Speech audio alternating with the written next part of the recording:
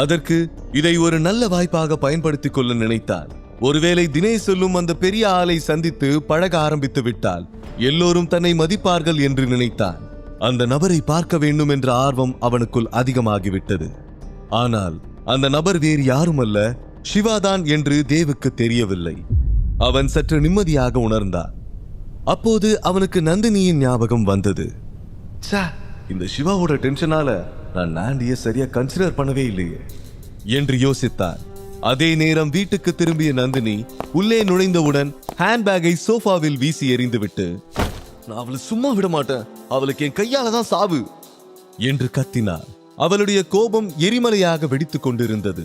நேராக ட்ரெஸ்ஸிங் ரூமுக்கு சென்றார். என் கூட போட்டி போடுறதே அவளுக்கு வேலையா போச்சு. ஸ்கூல்ல என்னை விட அதிகமா மார்க் எடுத்து என்ன அவமானப்படுத்தினா. அதுல ஆரம்பிச்சவ இப்ப இன்டர்வியூ வரைக்கும் வந்துட்டா என்று சொல்லிக்கொண்டே அவள் ரூமில் இருந்த எல்லா பொருட்களையும் தூக்கி எறிய ஆரம்பித்து விட்டார். உச்சக்கட்ட கோபத்தில் கொதித்துக் கொண்டிருந்தார். அவளால் தன்னுடைய கோபத்தை கண்ட்ரோல் பண்ணி கொள்ளவே முடியவில்லை. சத்தம் கேட்டு ரேகா அந்த ரூமுக்குள் ஓடி வந்தார். நந்தினியின் நிலையை பார்த்து பதறிவிட்டார். வேகமாக நந்தினியிடம் வந்து, என்னாச்சு நந்தினி, ஏன் இப்படி நடந்துக்கிற? என்ன நடந்துச்சுன்னு சொன்னாதானே எனக்கு தெரியும் என்றார். அந்த அவந்திகாவால நான் பைத்தியம் ஆயிடுவோம் போல இருக்குமா. எங்க போனாலும் அவ எனக்கு இடைஞ்சலாவே இருக்கா. சின்ன வயசுல இருந்து என்கிட்ட இருந்து எல்லாத்தையும் பறிச்சுக்கிட்டா.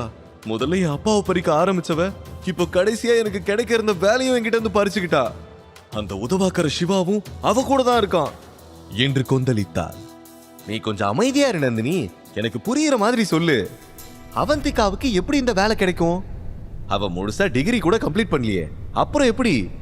நீ தினேஷ பாத்தியா இல்லையா என்று கேட்டார். இல்லம்மா, நான் அவரை பார்க்கல. சத்யபிரகாஷ்னு ஒரு வயசான ஆளுதான் இந்த இன்டர்வியூ நடத்தினான். அவன் என்ன ரிஜெக்ட் பண்ணிட்டான். அத கூட பொறுத்துக்குவேன். ஆனா என்ன ரிஜெக்ட் பண்ணிட்டு அந்த அவந்திகாவை செலக்ட் பண்ணிட்டான். Useless idiot.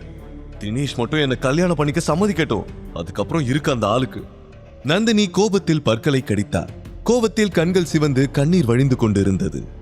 ரிலாக்ஸ் நந்தினி, நீ ஏன் டென்ஷன் ஆகுற? உன் அம்மா நான் இன்னும் உயிரோட தானே இருக்கேன். இதுக்கு என்ன செய்யணும்னு எனக்கு தெரியும் என்று சொல்லி அவளை சோஃபாவில் உட்கார வைத்தார். தந்திரமாக மனதிற்குள் ஒரு திட்டம் தீட்டியவள் தன்னுடைய செல்போனை எடுத்து யாருக்கோ மெசேஜ் அனுப்பினார். நந்தினி மனதில் அவந்திகா செலக்ட் ஆன காட்சிகள் தான் மீண்டும் மீண்டும் ஓடிக்கொண்டே இருந்தது. மறுபக்கம் அவந்திகாவுக்கு வேலை கிடைத்ததை நினைத்து சிவா மிகவும் சந்தோஷமாக இருந்தான். அவளுக்காக ஒரு 5 ஸ்டார் ஹோட்டலில் லஞ்சுக்கு ஏற்பாடு செய்திருந்தார்.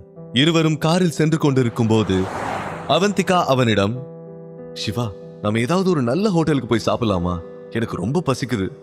இன்னைக்கு ட்ரீட் என்னோடது என்று உற்சாகத்தோடு கூறினார். நோ, இன்னைக்கு ட்ரீட் என்னோடது. நாம இப்போ தாஜ் கோரமண்டல் போறோம் என்று சொல்ல அதை கேட்டு அவந்திகா வியந்து விட்டார். அது ஒரு 5 ஸ்டார் ஹோட்டல் என்று அவளுக்கு தெரியும். சிவா, அது 5 ஸ்டார் ஹோட்டல் வேண்டாம் சிவா, நாம ஒரு சாதாரண ஹோட்டலுக்கு போகலாமே என்றார். நோ அவந்திகா, நான் ஆல்ரெடி லஞ்சுக்கு புக் பண்ணிட்டேன். யூ டோன்ட் வரி, எல்லாத்தையும் நான் பாத்துக்கிறேன் என்று பிடிவாதமாக சொல்ல அவள் அரை மனதோடு ஒப்புக்கொண்டாள். ஆனால் அவள் மனதில் சில சந்தேகங்கள் தோன்றியது. இதுவரை அவளால் சிவாவை பற்றி ஒரு புரிதலுக்கு வர முடியவில்லை. எங்கிருந்து சிவாவுக்கு இவ்வளவு பணம் கிடைக்கிறது? அவன் என்ன வேலை செய்கிறான்? எப்படி அவனுக்கு பணம் வருகிறது என்று அவளுக்கு புரியவில்லை. அதை பற்றி யோசித்துக் கொண்டே வேடிக்கை பார்த்து கொண்டிருக்க சிவாவின் பார்வை இப்போது அவள் மீதுதான் இருந்தது. இளையராஜாவின் காதல் பாடல்களை கேட்டபடி அவளை ரசித்துக் கொண்டிருந்தார்.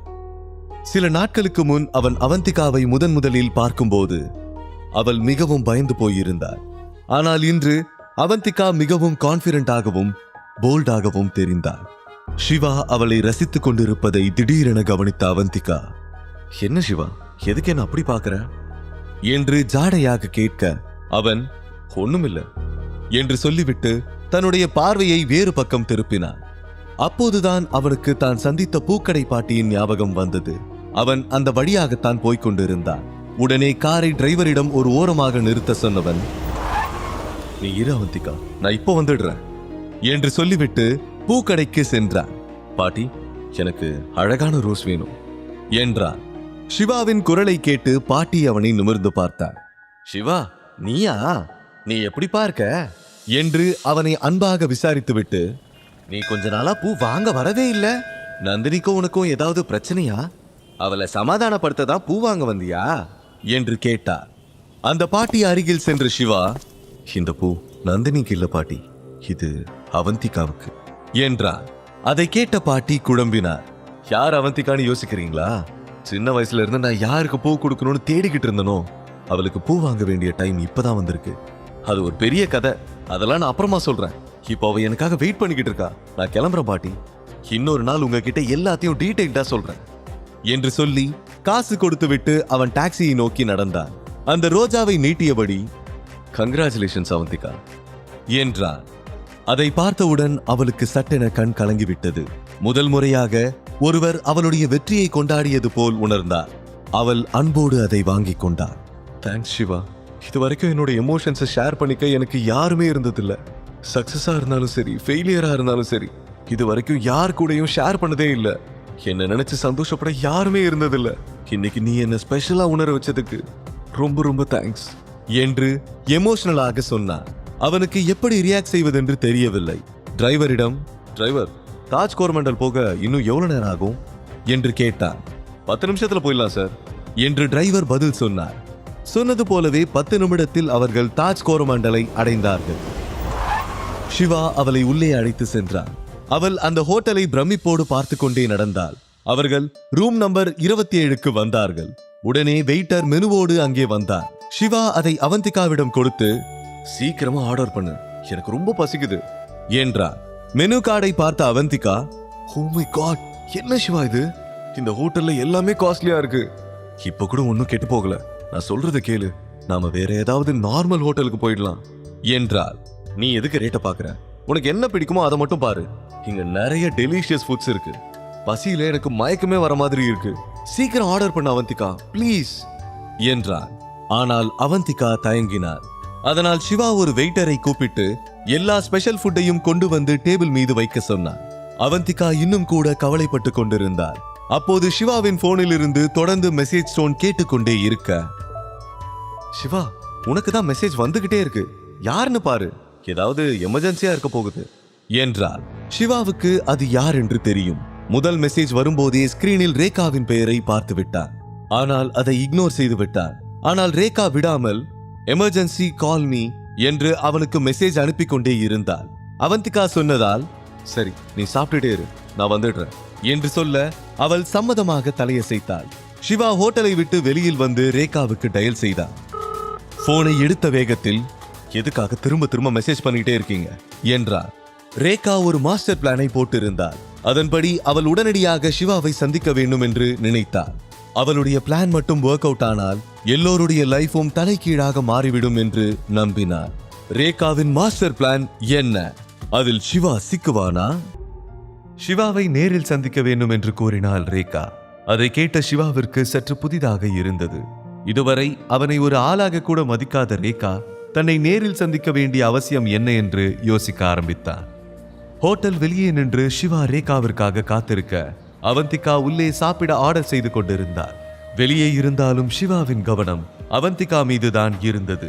அவளுக்கு எதுவும் ஆகிவிடக் கூடாது என்பதில் உறுதியாக இருந்தார். மறுபுறம் தேவ் சிவாவை போட்டு தள்ள மாப்ஸ்டர் அவினாஷுக்கு கால் செய்து பார்த்தார். ஆனால் அவனுடைய போன் சுவிட்ச் ஆஃப் ஆகி இருந்தது.